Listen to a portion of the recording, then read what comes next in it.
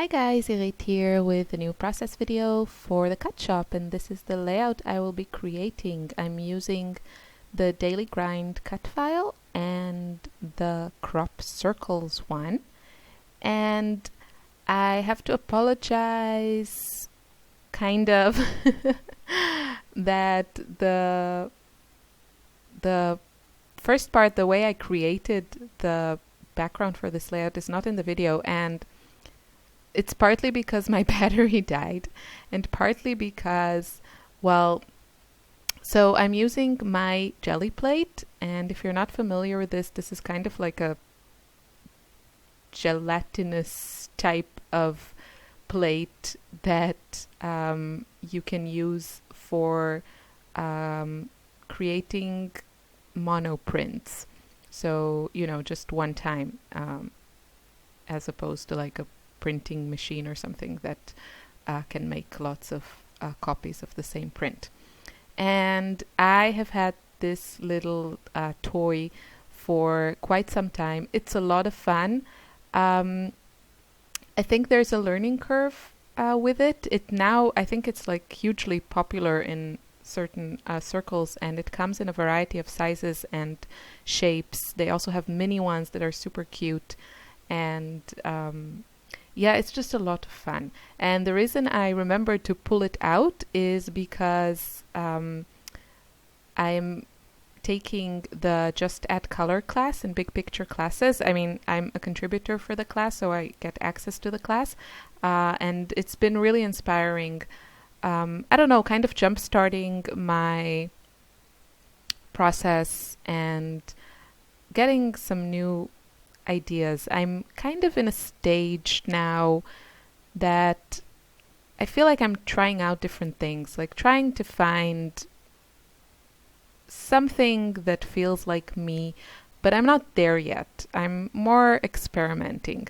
So the Just Add Color class is taught by Vilna Furstenberg and Jasmine Jones, and there are lots of really wonderful contributors. And one of them, I think it was Ginny Hughes. She used her jelly plate to create her project, and I really followed her step-by-step instructions, and it was really helpful. The jelly plate is wonderful, but I think you can kind of get lost in it, and then you make huge messes. That's what happens with me. And I liked her way. It was very intentional, and just adding one layer after the other in a very conscientious way of creating a background for your layout that looks good and works. And I that's what I took from that lesson, because I think it's a wonderful tool, especially if you like mixed media. It's just so much fun to play with it. You can use your stencils on it, and your brushes, and make marks, and use your stamps. Just wonderful to play with your paints. And yeah, so that's the background I created. So I kind of feel like I shouldn't put that on video because I really followed her tutorial. I highly recommend taking the class. I think you can still purchase it. It started a couple of weeks ago, and it's live for a month, and then you get access to all the materials. You can see how my layout is coming together. I welded the day-to-day title with this kind of circular cut file from the crop circles, and I added some embellishments from Felicity Jane kit. Those gorgeous yellow flowers are printable, so you can print them as many times as you want. I did a print and cut, so I didn't even have to fussy cut them, which I love. And now I'm going to use that minty circle there as an anchor for my journaling spot. And I'm using this little tag from the Maggie Holmes Bloom collection. From the ephemera pack. You can see some of the gorgeous florals there on the side.